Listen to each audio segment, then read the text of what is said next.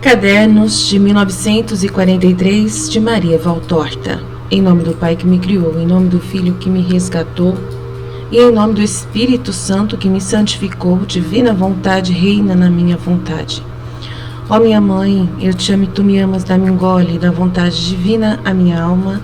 Me abençoa, mãe, para que todas as minhas ações sejam feitas diante de vossos olhos maternais. Em nome do Pai, do Filho e do Espírito Santo. Amém. 1º de maio, sábado, 11 horas. Jesus diz: você está triste? Eu também.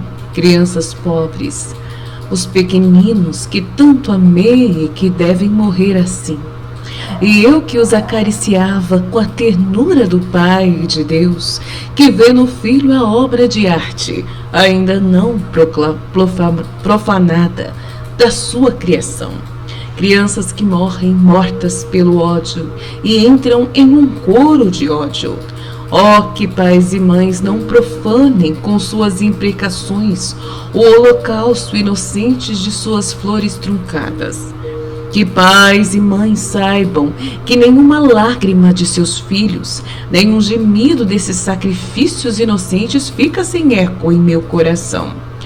O céu, se nenhum gemido desses sacrifícios inocentes fica sem eco, o céu se abre para eles, porque não são diferentes de seus irmãos distantes, mortos por Herodes por ódio a mim. Eles também foram mortos pelo ímpio Herodes, guardiões de um poder que lhes dei para usarem para o bem e pelo qual devem prestar contas a mim. Eu viria para todos, mas principalmente para estes recém-nascidos à vida, dom de Deus, e já dilacerados pela crueldade, dom do demônio.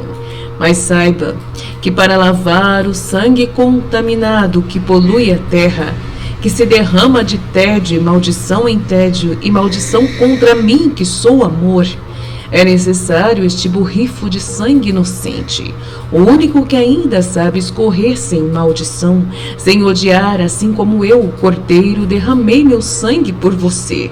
Os inocentes são os cordeirinhos da nova era, os únicos cujo sacrifício recolhido pelos anjos é completamente agradando ao meu Pai. Então vêm os penitentes, mas depois, porque até o mais perfeito entre eles arrasta em seu sacrifício as escórias das imperfeições, ódios, egoísmos humanos. Os primeiros na fila dos novos redentores são as crianças, cujos olhos estão fechados de horror para reabrirem meu coração no céu. Caderno de Maria Valtorta, de 1943, 10 de maio de 1943. Meu jardineiro doou um lírio para mim antes das violetas. Minhas queridas violetas, que foram todas arrancadas pela arrogância alheia e que nasceram espontaneamente depois de 3 anos desde que se foram nos canteiros do terraço. Mas desde que sejam roxos, não há muito para se surpreender, certo?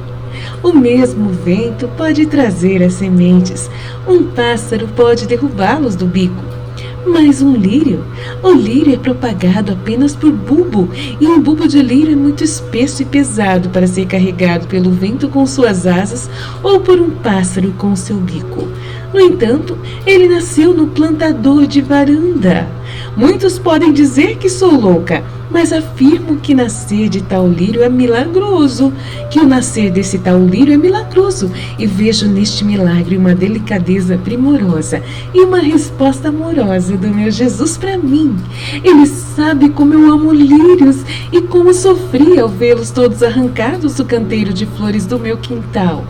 Ele sabe que eu os amo como uma flor e como um símbolo, e ele sabe o quão assustada, quão amarga eu tive em meu coração, pensando que talvez meu lírio não fosse mais inocente e intacto. E ele, de alguns torrões já inférteis, empobrecido, endurecido, negligenciado, faz surgir um lírio. Ele pode muito bem fazer isso. Ele que criou os lírios dos vales largos e que os nomeia com tanto amor em seu evangelho. Por que eu deveria duvidar da proveniência desta flor? O Jesus que deu Teresita a neve do dia em que tomou o hábito, ele não pode dar a Maria uma flor da neve. Oh, se uma mão humana o quebrasse, pareceria um sacrilégio para mim, e eu sofreria muito. Também escrevo isto para o que alguns possa parecer um nômade, e que para mim é algo muito profundo. Também isso é uma carícia do meu Deus, uma iguaria dele que confirma e reforça a doce sensação do passado dia 2 de março, sentindo novamente, embora mais ligeiramente nos dias de hoje. Oh paraíso, o que você será se aqui apenas roçar de leve em você é uma felicidade tão grande? Estou cansada e exausta e com um coração desejoso de tantas coisas. Penso em meus parentes na Calábria. Tenho escrito muito para eles nestes dias, falando abertamente sobre Deus e os deveres do cristão diante da morte. Penso na Clotilde paralisada, penso na Paola, no Giuseppe com suas teorias. Estranho, penso em todos. Como eles vão morrer, se eles devem morrer?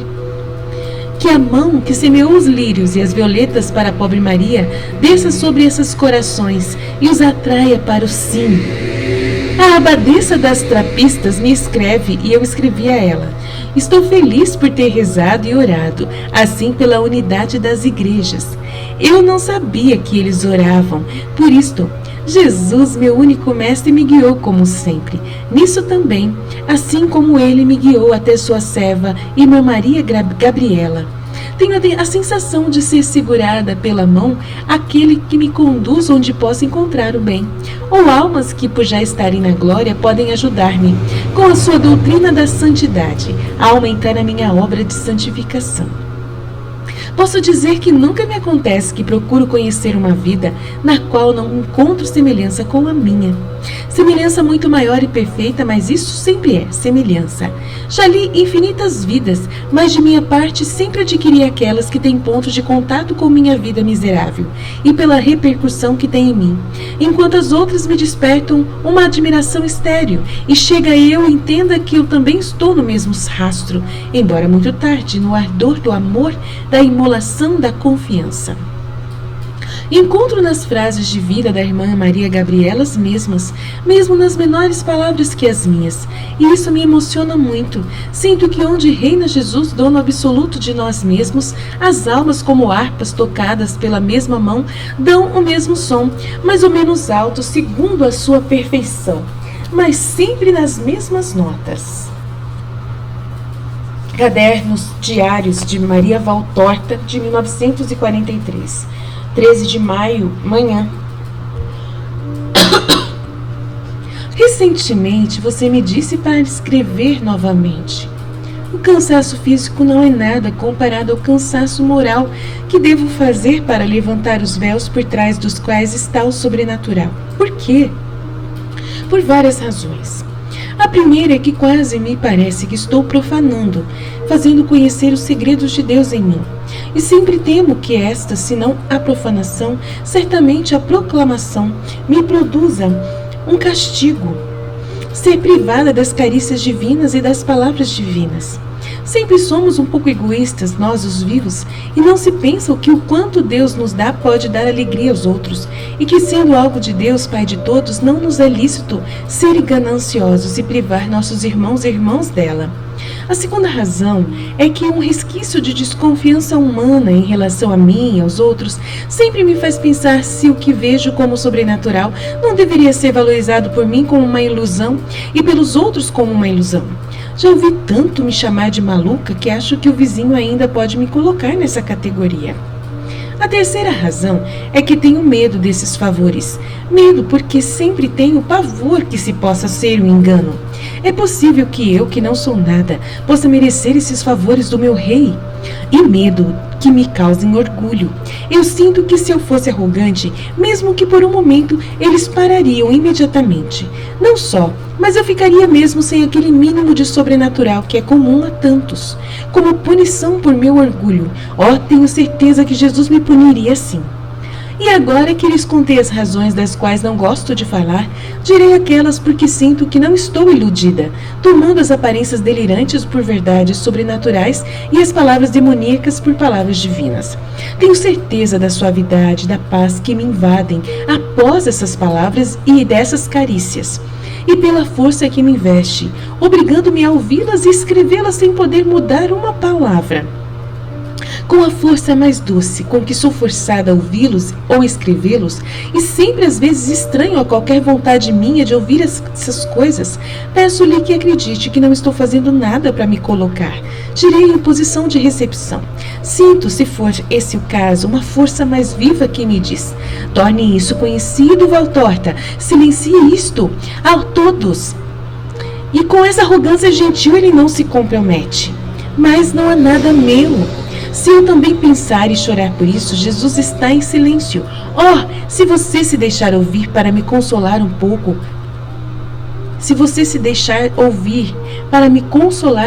certifique-se de que ele continue em silêncio. Só quando ele quiser pode ser ouvido. E então, embora eu esteja ocupada em outras coisas, tudo mais que eu precise fazer, eu deveria deixá-la e cuidar de mim. Como se pelo meu estilo eu preferisse uma forma de dizer a outra e procuro mudar. Não consigo. Então ela está falando aqui, né, que vários motivos que ela não consegue parar de escrever, né, essas coisas sobrenaturais das visões dela, né, do evangelho, como foi revelado e tudo mais. As visões que Jesus dá para ela não consegue. Então é isso que ela está tentando explicar, mas a palavra dela é bem difícil de entender, né? Ela fala que não há nada dela, né, que se eu também pensar e chorar por isso, Jesus está em silêncio. Oh, se você se deixar ouvir para me consolar um pouco, certifique-se de que ele continue em silêncio. Olha, é muito estranho, né? Tá meio estranho aqui, mas tudo bem. Também esta manhã você estava me dizendo para escrever sobre sentimentos passados. Deve ser o padre, alguém, né, para quem ela está escrevendo esse diário. Já disse que não poderia repetir exatamente essas palavras agora e, portanto, não as repito. Não deve haver nada meu, mas posso lhe dar uma pequena lista das coisas que eu percebi. Como eu disse outras vezes, tenho sonhado repetidamente com Jesus, Maria e os santos. Mas enquanto Jesus estava sempre vivo, a Virgem e os santos eram como estátuas ou pinturas, figurações. Só vi um papagaio do mar franciscano com uma pessoa viva 2 vezes, que certamente era santo. Um papagaio do mar franciscano. Só vi um papagaio do mar franciscano com uma pessoa viva. Como uma pessoa viva. Eu, hein? Entendi nada. Tem uns textos bem diferentes, difícil de entender. Que certamente era santo. E em um, ele me disse que de todos os males, o que eu tinha lá teria me matado. E tocou meus pulmões. É um sonho, né? Tive esse sonho há 7 anos, quando não tinha absolutamente nada nos pulmões. Em outra ocasião, o mesmo papagaio do mar franciscano, que não me parecia nem São Francisco, nem Santo Antônio, com o rosto de luz me disse: você mereceu mais com esta doença do que uma freira no convento. Vale uma vida conventual. Nossa!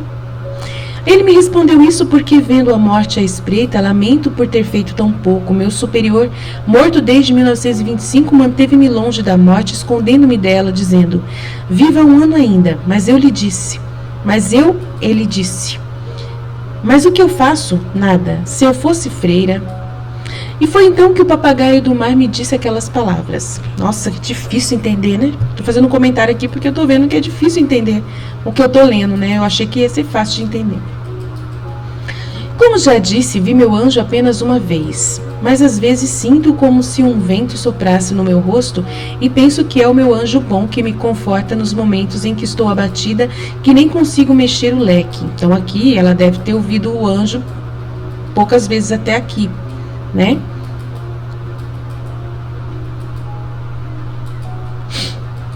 Até essa data de 1943 que ela começou a escrever. Então ela falou pouco, né? De repente o anjo foi depois que ela vai começar a ouvir ele mais.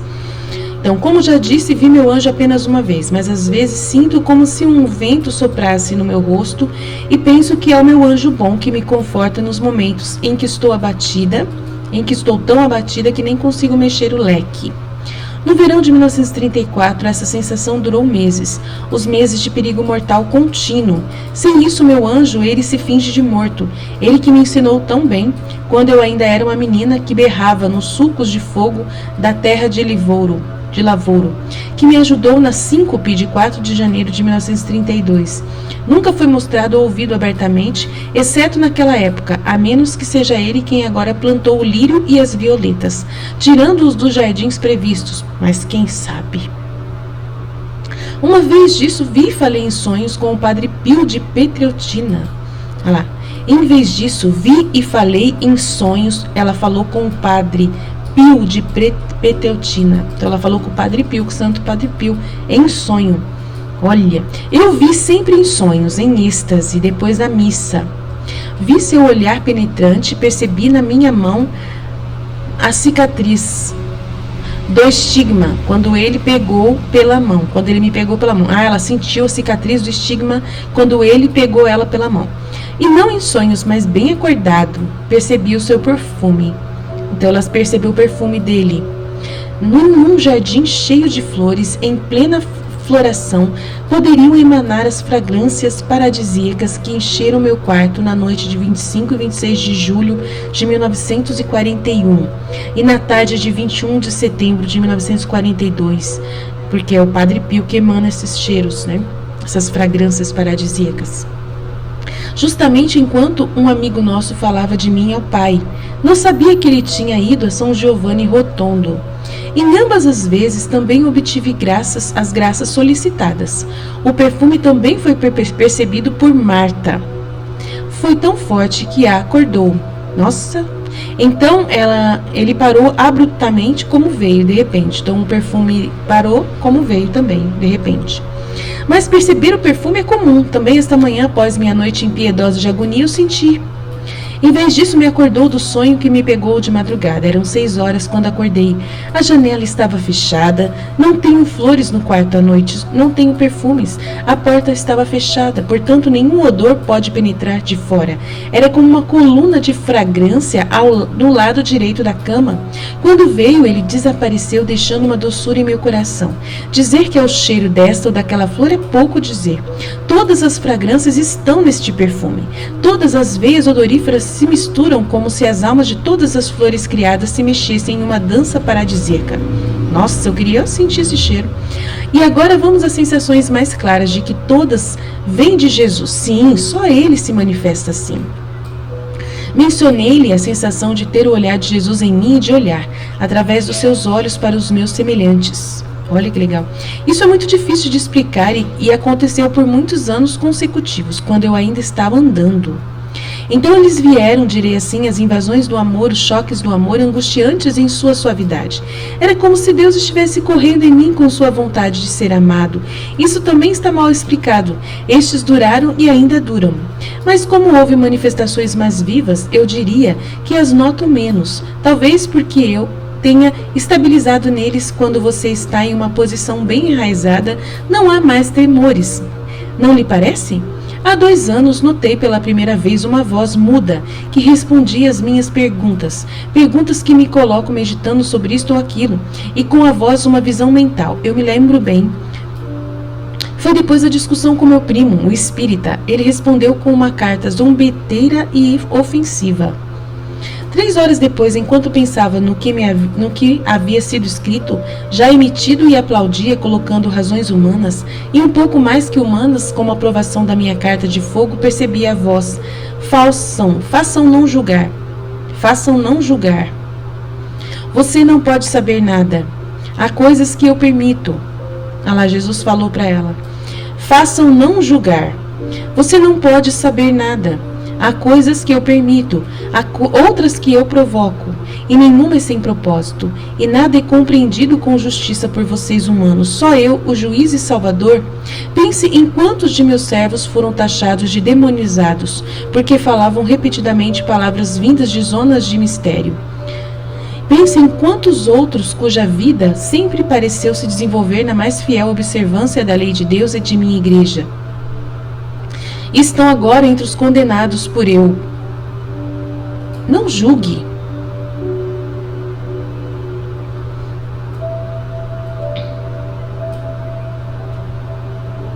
E ele condenou por mim, né? Foram condenados por mim.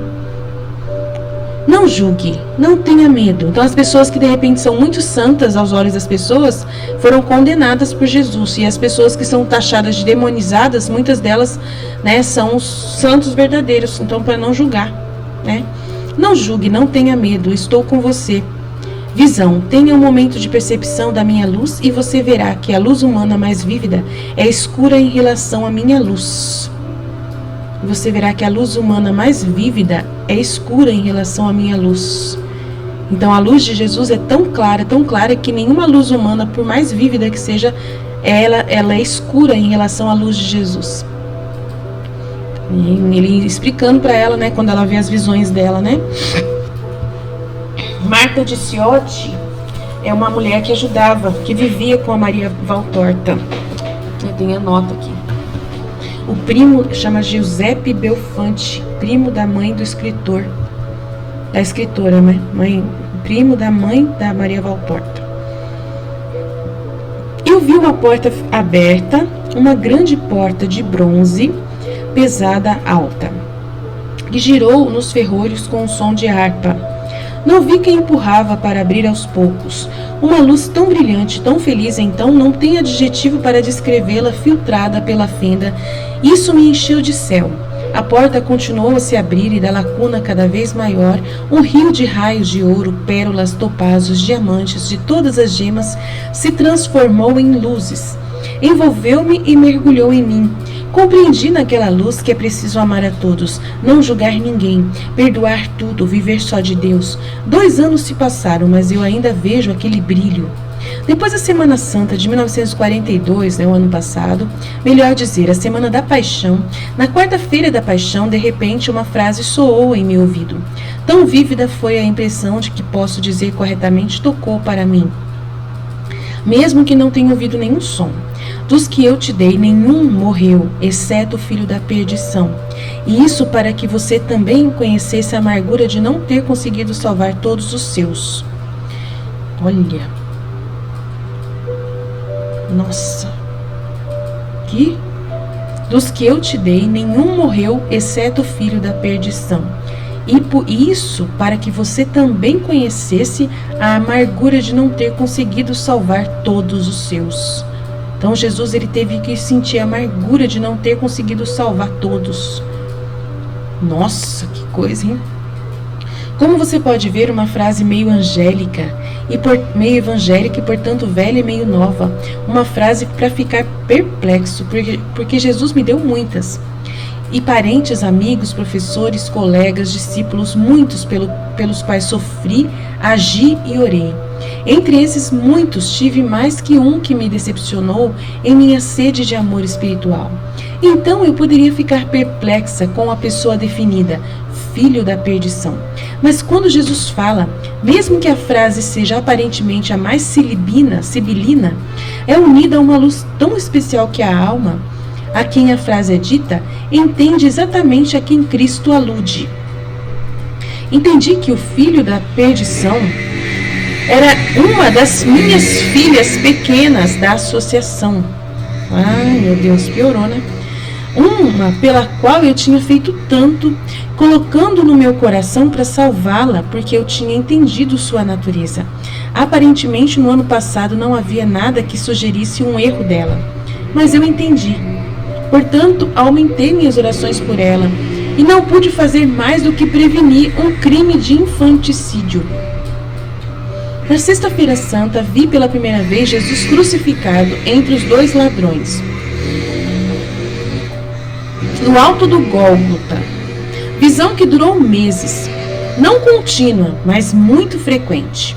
Jesus apareceu-me contra um céu sombrio, sob uma luz pálida, nu na cruz escura. Um corpo muito comprido e bastante magro, muito branco, como se estivesse sangrando. Um véu de um azul opaco nos lados, o rosto curvado, no peito, o abandono da morte, com os cabelos que o obscureciam. A cruz estava sempre voltada para o leste. Ele tinha uma boa visão do ladrão à esquerda, mal do ladrão à direita. Mas eles estavam vivos. Jesus estava morto. Às vezes ainda vejo Jesus na cruz, mas agora ele está sempre sozinho.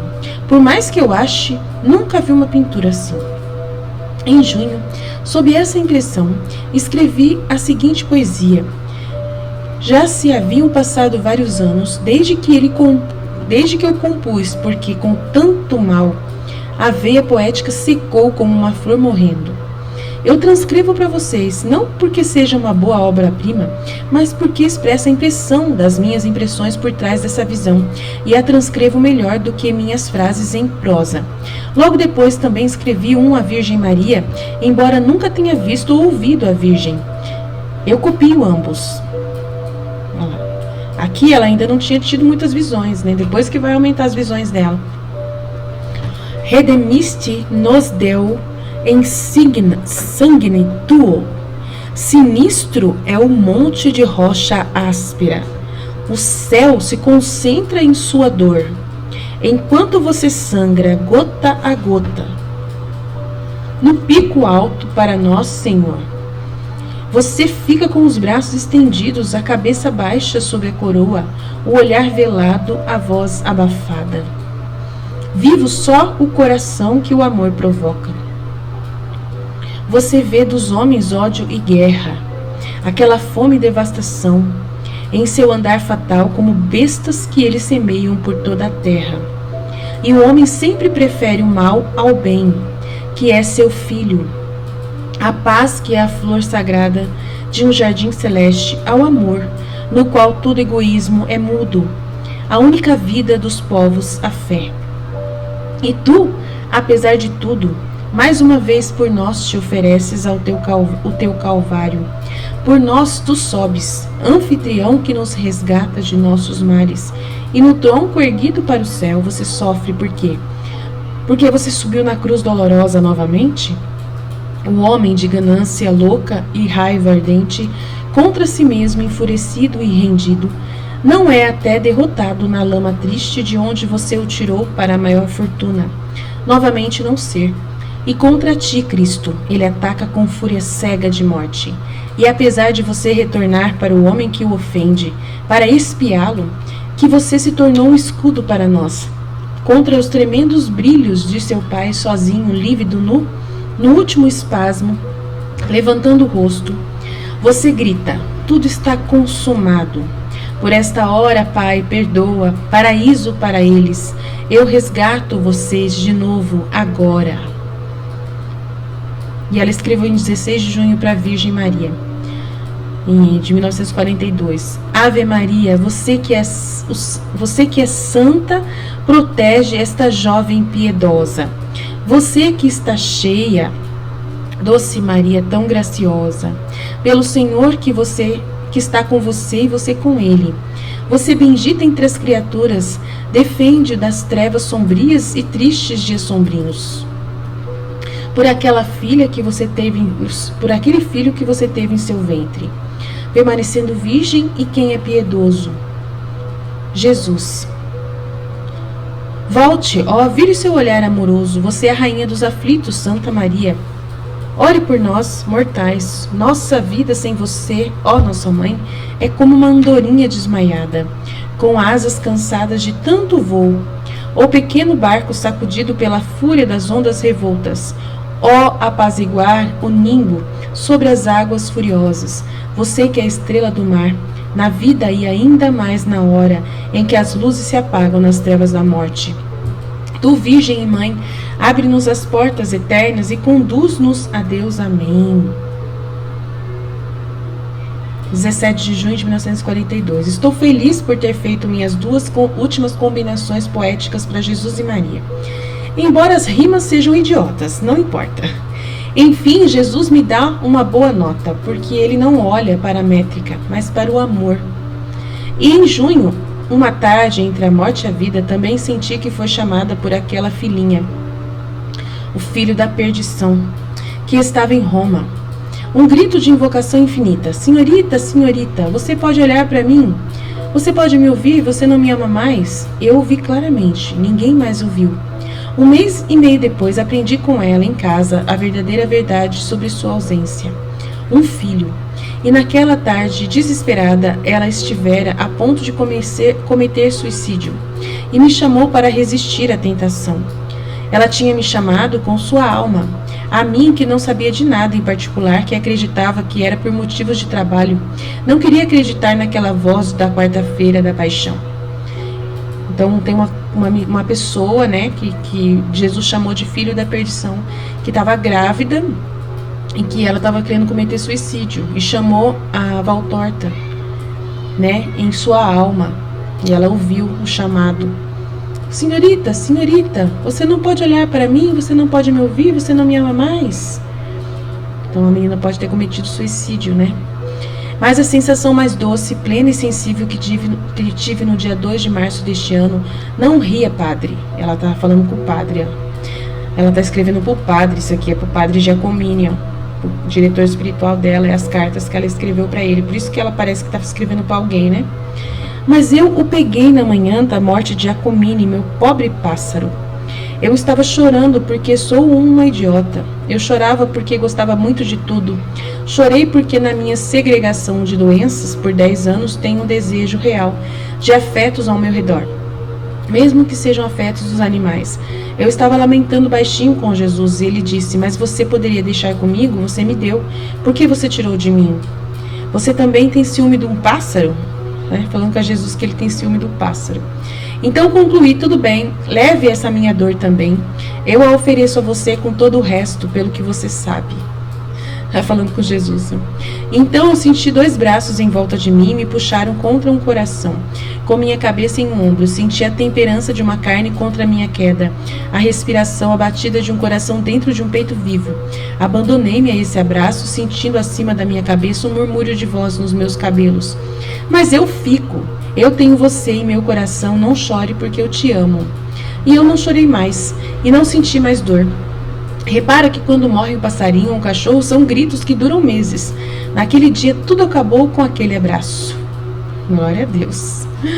Glória a Deus. Fite.